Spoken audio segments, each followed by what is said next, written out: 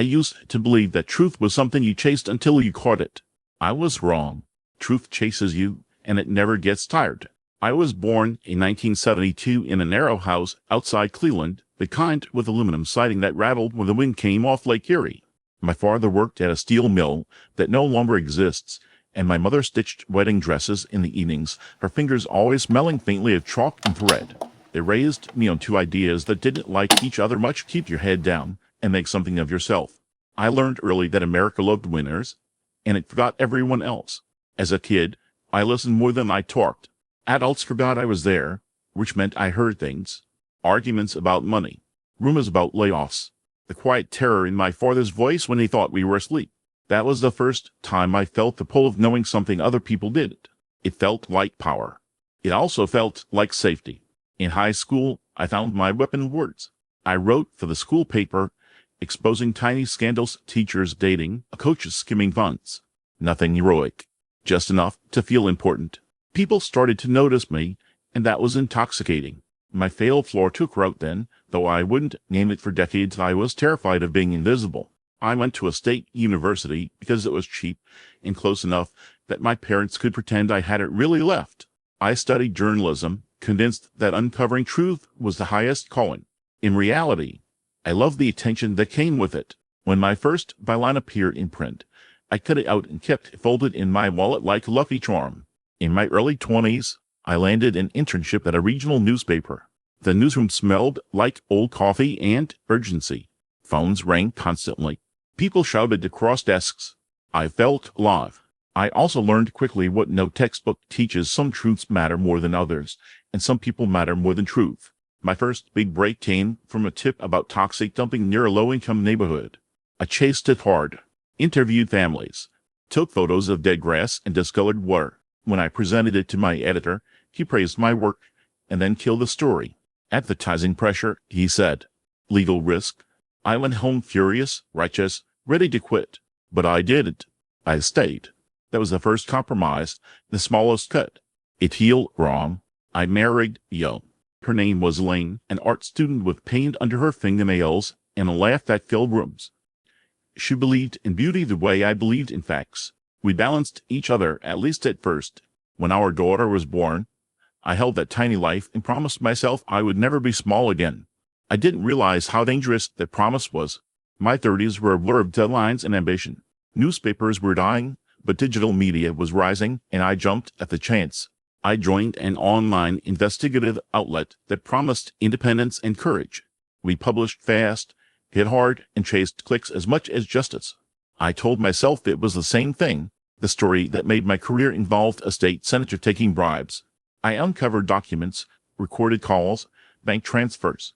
When it broke, it was explosive. Careers ended. Laws changed. I was invited on panels, quoted everywhere. Elaine watched from the sidelines, proud but increasingly distant. I was never home. When I was, my mind was elsewhere, already chasing the next hit of relevance. Then came the first twist of the knife, though I didn't feel it yet. A whistleblower contacted me anonymously, claiming a major pharmaceutical company had falsified clinical trial data for a heart medication. The evidence was massive: internal emails, altered lab reports, patient death records. This wasn't just a story, it was reckoning. I investigated for months quietly. The deeper I went, the uglier it became. Executives knew. Regulators suspected. Patients were dying. And then the pressure started. Legal threats, factional warnings, an offer of partnership if we dropped it. Around the same time, Elaine found a lump in her breast.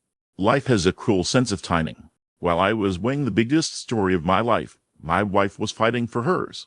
I went to appointments, sat in sterile rooms, held her hand, but part of me was still calculating headlines, impact, legacy. When the outlet's investors told me publishing would bankrupt us, I made another compromise. I buried the story. I told myself I was protecting my family. I told myself someone else would expose it. I told myself many lies. Elaine survived the cancer. Our marriage didn't. She said I was never really there, even when I was sitting beside her. She took our daughter and moved across the state. I watched them leave, convinced that success would eventually make it all make sense. In my 40s, I became what I once despised. I founded my own media company, pivoted to commentary, opinion, and fast-turn outrage, reshaped narratives instead of uncovering facts. I was celebrated, wealthy, influential. I testified before committees about press freedom, my voice steady, my conscience quiet. My daughter grew up mostly without me. We spoke on holidays. She became a public defender, fighting for people no one else wanted. I told people she got her sense of justice from me. That lie tasted particularly bitter. The second twist arrived disguised as nostalgia. While cleaning out my office one night, I found an old external hard drive. On it were the files from the buried pharmaceutical investigation. ENNAVS lab data. Photos. I plugged it in, planning only to reminisce. Instead, I found something new. A DNA lab report, attached to an email chain I'd never opened. It showed that the heart medications trial subjects shared a rare genetic marker. The drug was lethal only to people with that marker. The company knew and targeted trials in regions where the gene was common among specific ethnic communities. It wasn't just fraud, it was selective harm. And then I saw the name of the lead researcher who signed off on the altered data. It was my father. I stared at the screen until my eyes burned. My father, who had left the steel mill to work as a lab technician after a night course. My father, who had always avoided talking about his job.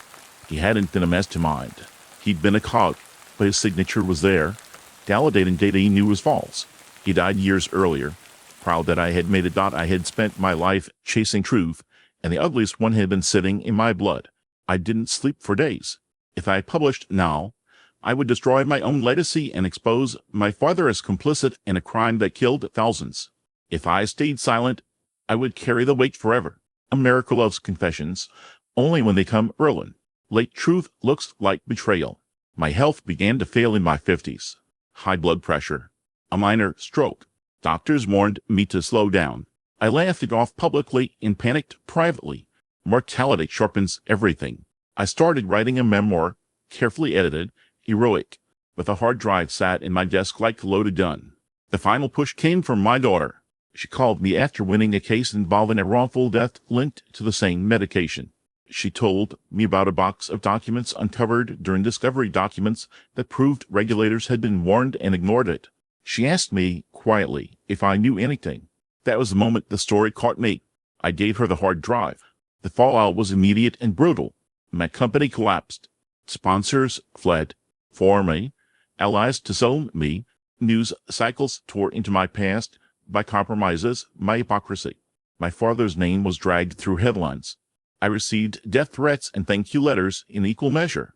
In court testimonies and public hearings, the truth finally stood on its own. Lawsuits followed. Reforms passed. It was too late for the dead, but not meaningless. I'm old now. My hands shake when I write this. I live alone, quietly, far from studios and stages. Sometimes I walk past a newsstand and see young reporters chasing stories with the same hunger I once had. I want to warn them. I want to tell them that fear of being forgotten can make you erase others. America taught me to be loud, successful, unforgettable. It took a lifetime to learn that integrity doesn't care if anyone remembers your name. Truth doesn't need heroes. It needs witnesses. I learned that too late, but I learned it all the same.